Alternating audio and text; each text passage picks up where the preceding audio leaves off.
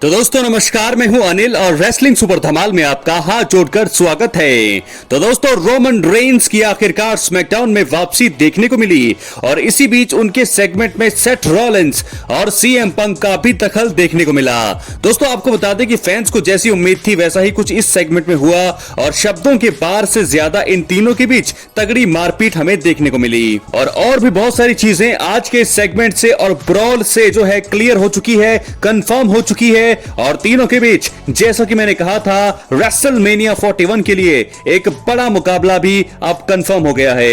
Video के अंत तक बने रहें और अगर आप चैनल पर नए हैं सब्सक्राइब करने के बाद ऑल पर क्लिक करें क्योंकि ये फ्री है और यहां आपको हर प्रकार की रेसलिंग जगत से जुड़ी हुई तमाम जानकारी मिलती है और मिलती रहेंगी। इसलिए वीडियो को लाइक करें, शेयर करें, सब्सक्राइब करने के बाद ऑल पर क्लिक जरूर करें। तो चलिए दोस्तों वीडियो को आज हम इसी सेगमेंट को पूरा कवर करने वाले हैं, तो चलिए वीडियो को शुरू करते हैं। तो दोस्तों आपको बता दें सबसे पहले कि असली ट्राइबल चीफ यानी कि रोमन रेंस ने स्मैकडाउन के मेन इवेंट में रिंग में एंट्री करी और इसी बीच उनके साथ पॉल हेमन भी मौजूद थे।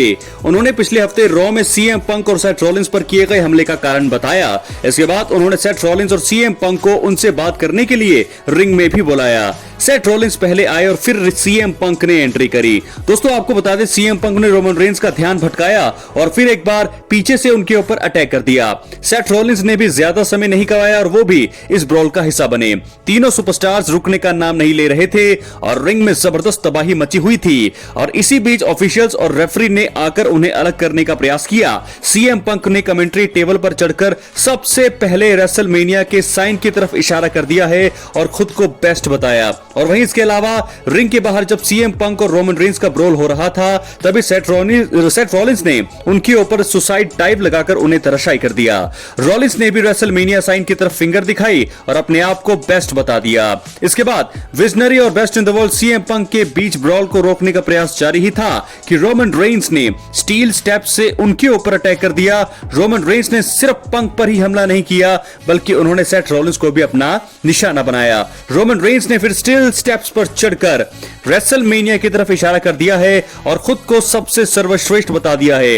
इन तीनों कट्टर दुश्मनों के बीच ब्रॉल के साथ ही स्मैकडाउन का अंत हमें देखने को मिला। तो दोस्तों इस प्रकार रोमन रेंस, सेथ रॉलिंस और सीएम पंक ने जरूर इशारों में दिखाया है कि वो बेस्ट हैं। हालांकि इन तीनों में बेस्ट रेसलर कौन है इसका फैसला तो WWE रेसलमेनिया 41 में ही होगा। ये तीनों रेसलर्स जब संभावित तौर पर सबसे बड़े स्टेज पर आमने सामने आएंगे और आखिर में जिसकी जीत होगी वही रेसलर बेस्ट कहलाने के लायक होगा। दोस्तों इसके बाद आपको बता दूं कि मैं एक बड़ी ही अब ब्रीफ तरीके से इस सेगमेंट को पूरा करूंगा। रोमन रेंस ने स्मैकडाउन के मेन इवेंट में सबसे पहले एंट्री करी, पॉल हेमन उनके साथ नजर आए और फिर आपको बता दें कि कमाल का सेगमेंट हमें देखने को मिला। प्रोमो उन्होंने दिया और उन्होंने ज्यादा नहीं बोला लेकिन फिर भी जितना उन्होंने बोला उसके बाद हमें सेथ रॉलिंस की एंट्री देखने को मिली। उन्होंने प्रोमो देते हुए बताया यानी कि रोमन रेंस ने बताया कि सीएम पंक ने रॉयल रंबल में उन्हें एलिमिनेट किया जबकि सेथ रॉलिंस ने उन पर खतरनाक अटैक किया। उन्होंने कहा कि स्क्रू किया सबसे पहले सेथ रॉलिंस, सीएम पंक ने उन्हें उसके बाद ऑलमोस्ट किल करने की कोशिश करी सेथ रॉलिंस ने। फिर उसके बाद पिछले हफ्ते जो है रॉ में इन दोनों की हालत मैंने खराब की। जल्दी ही दोस्तों उसके बाद सेथ रॉलिंस ने आकर सीएम पंक को कंपनी के लिए खतरा बताया और दावा किया कि रोमन रेंस ने उन्हें अपना काम नहीं करने देकर बहुत ही बड़ी गलती कर दी है। सेथ रॉलिंस ने यह भी कहा है कि अभी उनकी रोमन रेंस के साथ राइवलरी में काफी कुछ होना बाकी है लेकिन जल्दी ही उसके बाद फिर सीएम पंक वहां आ गए और उन्होंने कहा कि रोमन रेंस रॉलिंस को उन्हें हराने के लिए एक दूसरे की मदद लेनी पड़ी थी। पंक ने दावा किया कि अगर वो वॉर गेम्स मुकाबला जीतने में रोमन रेंस की मदद नहीं करते तो वो रॉयल रंबल मुकाबले का हिस्सा ही नहीं बन पाते।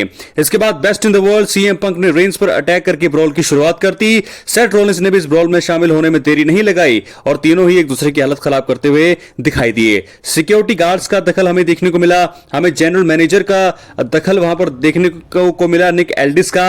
आपको बता दें कि यहां पर सीएम पंक ने पॉल हेमन को भी दोस्तों यहां पर खिलाफ करने की कोशिश करी। रोमन रेंस की फेवर की बात उन्होंने की, फेवर का जिक्र उन्होंने किया और साथ ही साथ फिर वहां पर पॉल हेमन का चेहरा देखने लायक था। पॉल हेमन ने कहा कि नाउ यानी कि पॉल हेमन ये कहना चाह रहे थे, ये बताना चाह रहे थे कि क्या उन्हें फेवर अभी चाहिए। दोस्तों मुझे ऐसा लगा कि अगर वो फेवर अभी बोल देते तो शायद, जैसा कि हम सभी अफवाहें जो है अटकलें लगा रही हैं कि शायद जो है सीएम पंक के साथ हो जाएंगे यहां पर पॉल हेमन, लेकिन मुझे ऐसा लगता है कि ये चीजें जरूर रेसलमेनिया 41 के लिए बची हुई हैं और सीएम पंक की जीत होगी अगर रोमन रेंस को धोखा देंगे पॉल हेमन, क्योंकि साफ आप देख सकते हैं, इसको भी हम अगली वीडियो में डिटेल में कवर करेंगे। यहां पर साफ कहा है पॉल हेमन ने, उनका आप चेहरा देख सकते हैं, हाव भाव नाउ, उन्होंने जिस तरीके से कहा उससे मुझे लगता है कि ये चीजें बहुत ही खतरनाक होने वाली है रोमन रेंस के लिए। और जब सीएम पंक ने फेवर के लिए देखा, फेवर के लिए पूछा, तो पॉल हेमन ने कहा कि नाउ, यानी कि मतलब उन्हें फेवर अभी चाहिए।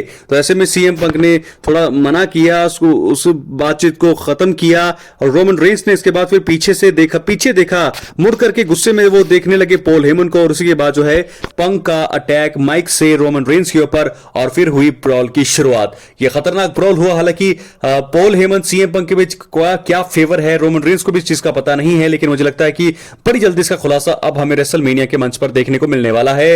लेकिन उससे पहले बड़ा ब्रॉल, सबसे पहले सीएम पंक का इशारा उस रेसलमेनिया के साइन की तरफ, फिर सेथ रॉलिंस और आखिर में रोमन रेंस का वो इशारा। तो ये इशारा बता रहा है हमें कि ये तीनों ही रेसलमेनिया 41 के मंच पर एक दूसरे का बुरा हाल करने वाले हैं। बहुत ही खतरनाक ब्रूटल अटैक दोस्तों, मैं आपको बता दूं, ये था उतना भी तगड़ा नहीं था, लेकिन जिस लेवल पर ये होना चाहिए था, क्योंकि सिक्योरिटी गार्ड्स वहां पर जल्दी आ गए, ज्यादा यहां पर हमें अटैक एक दूसरे पर देखने को नहीं मिला, लेकिन जितना भी मिला उससे इन तीनों के मैच के लिए हाइप बन चुकी है।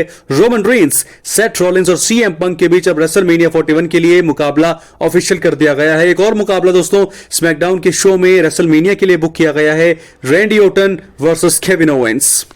तो दोस्तों ऐसे में रेसलमेनिया 41 के मेन इवेंट में मुझे लगता है यह मुकाबला होना चाहिए। रोमन रेंस, सीएम पंक और सेथ रॉलिंस के बीच होगा ट्रिपल थ्रेट में महामुकाबला। फिलहाल रोमन रेंस और सीएम पंक दोनों ही यहां पर वर्ल्ड चैंपियनशिप के लिए मुकाबला चाहते थे रेसलमेनिया के मंच पर, लेकिन ऐसा हो ना सका। लेकिन अब जो है वो चीज तो नहीं हो पाई, लेकिन अब यह चीज होने जा रही है।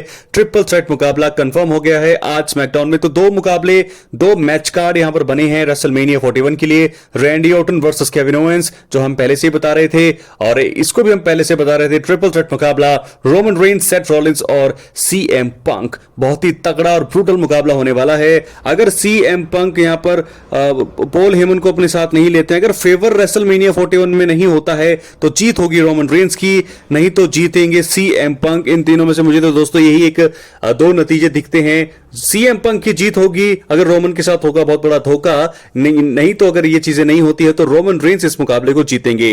क्या है आप लोगों की राय, अपने थॉट्स कमेंट्स करके आप बता सकते हैं। कौन जीतेगा इस मुकाबले में, रोमन रेंस जीतेंगे सीएम पंक या जीतेंगे सेथ फ्रीकिन रॉलिंस? अपनी राय कमेंट बॉक्स में जरूर दें। चैनल पर नए हैं सब्सक्राइब करने के बाद ऑल पर क्लिक करें, क्योंकि ये फ्री है और यहां आपको हर प्रकार की रेसलिंग जगत से जुड़ी हुई तमाम जानकारी मिलती है और मिलती रहेगी। इसलिए वीडियो को लाइक करें, शेयर करें, सब्सक्राइब करने के बाद ऑल पर क्लिक करें। दोस्तों मिलते हैं अगली ही वीडियो में, बहुत बहुत धन्यवाद।